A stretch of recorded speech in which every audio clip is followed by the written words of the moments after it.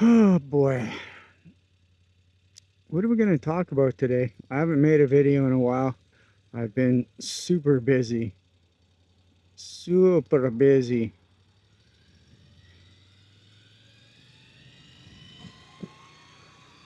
You would think that going part-time would would give me a lot of free time on my hands, but it doesn't seem to be like that yet. I'm sure it's coming. It's all for good reasons, obviously. Meeting up with friends for coffee. I've had family in from Montreal. So spending time with them. Oh yeah, just keeps going. It's great. It's good catching up with family. Maybe that's the topic. That's the topic of today. As I head out to, I think, Fort Langley, I'm wearing my new retro one-piece motorcycle suit. It feels good. I uh, I did some modifications on it. I put some patches on it. I put a Canadian flag on my chest, and I put 4 patches on the back rocker of the 4 provinces that I've lived in. Just a little project. Add some personality to the suit. So, okay, here we go. Today's topic. I had my stepbrother pass through, and he stayed with my sister for a bit, and then he stayed with me for a bit. I say stepbrother, but we've known each other since birth. His father married my mom after my dad passed away. We lived across the street from each other growing up, and so yeah, I've known him since birth. So we're very close.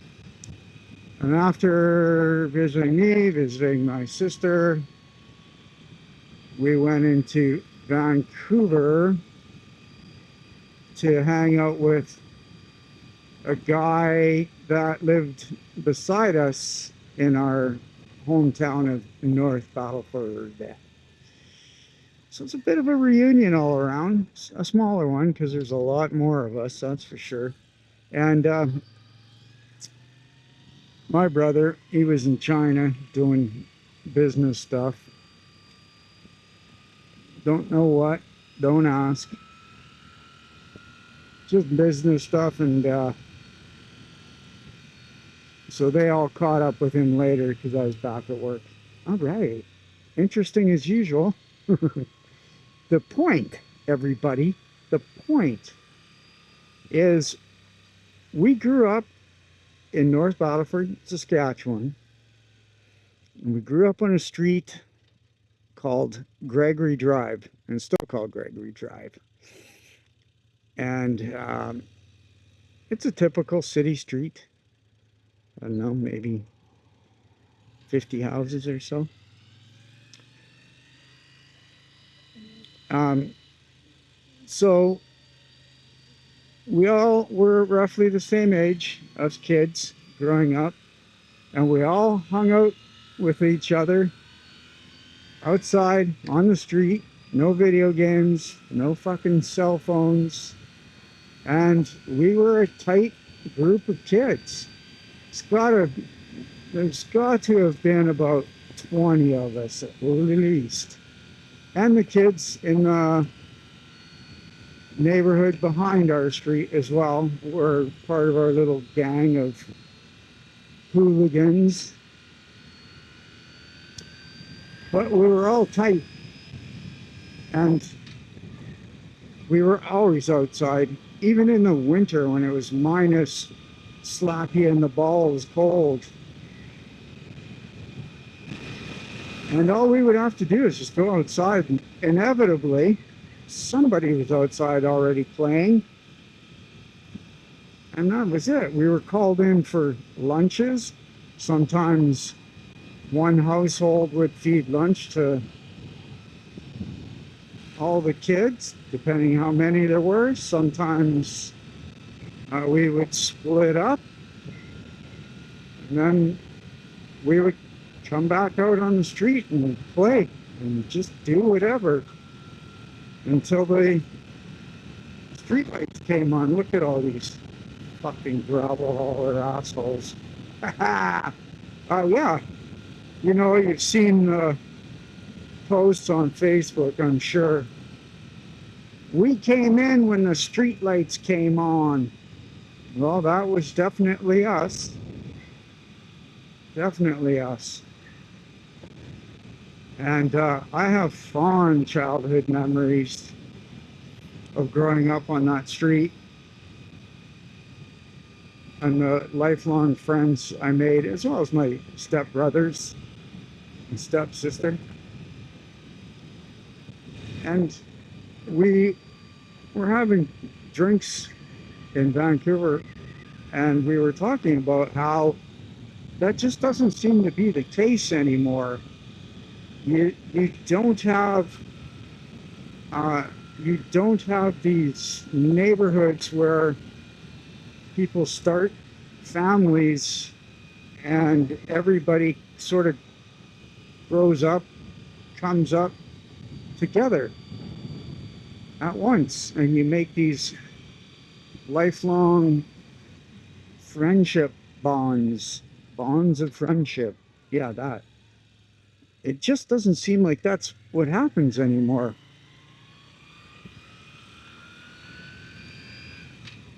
I know my two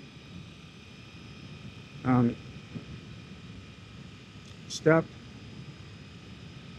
kids, not mine really anymore, ex step kids, and my son. There wasn't a lot of other kids in the neighborhood for them to hang out with and grow up with. Nothing like I had. And I just think it's a shame. Now, maybe that's just the way it is in Canada or certain parts of Canada, and maybe the US. I can't speak for the US. Donald Trump, you're a fucking asshole. You just got to get that out there, people. So, yeah, I definitely count myself very fortunate to have grown up in a neighborhood where everybody got along and everybody was friends. There was a lot of us that just keep in touch and hang out.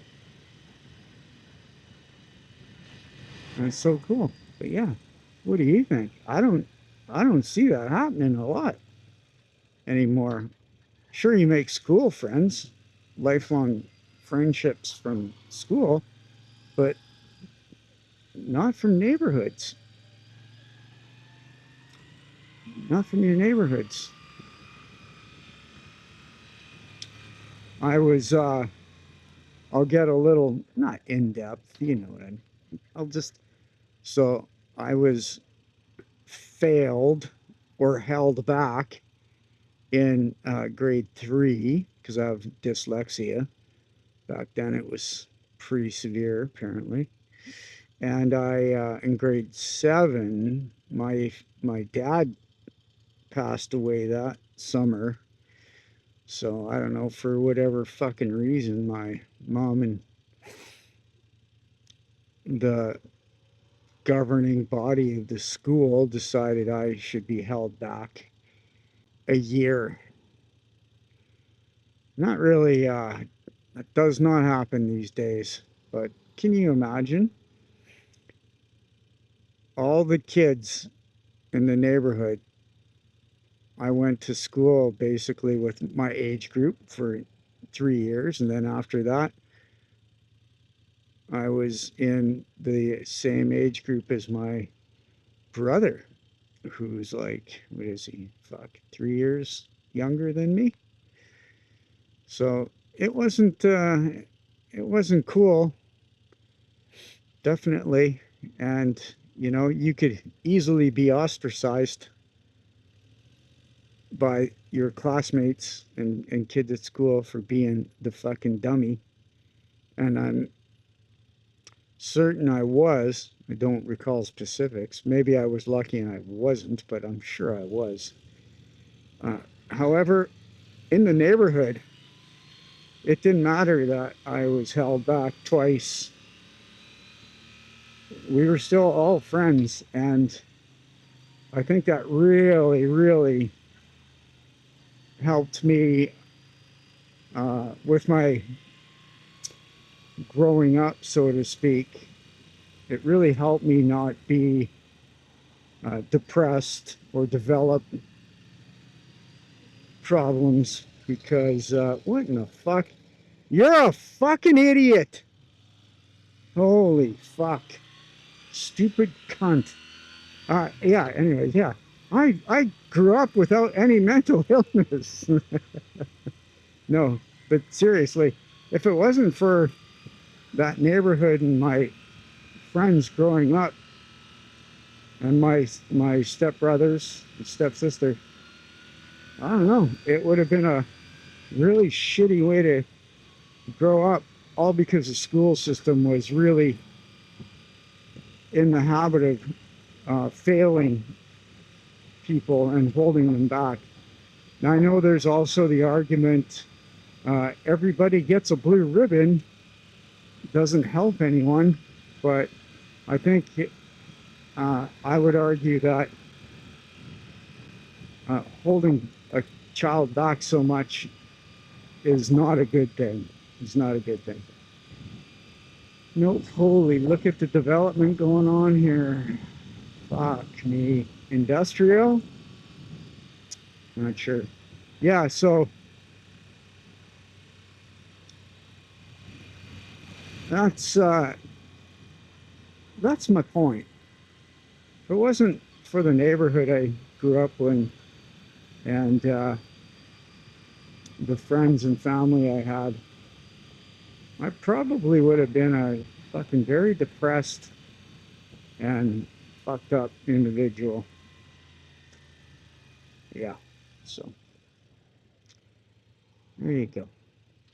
There you have it, everybody. Just don't see that anymore.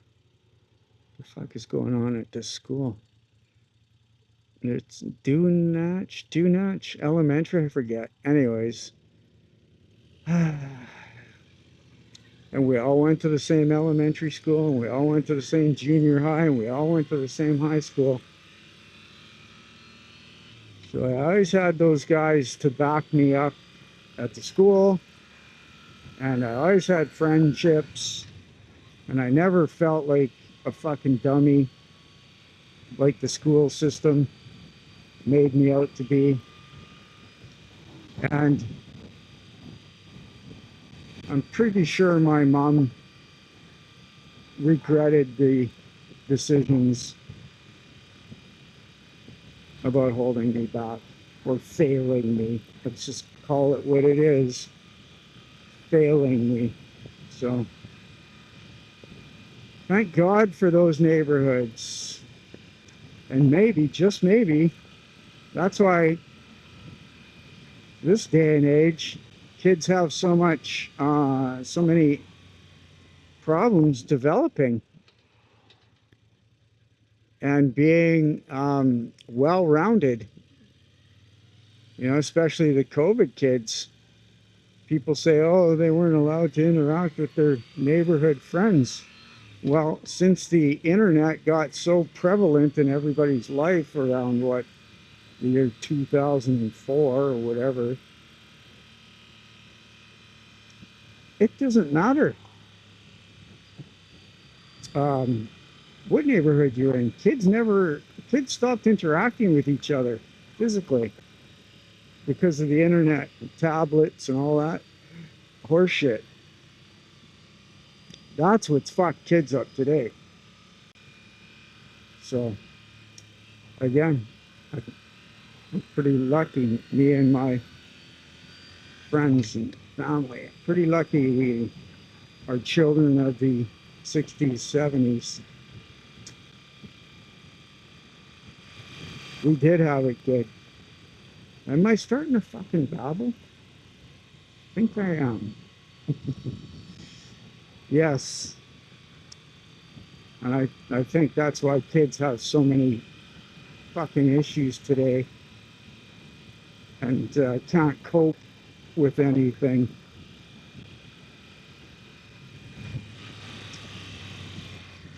It's not because they don't come from good neighborhoods necessarily. It's because the internet is fucking destroyed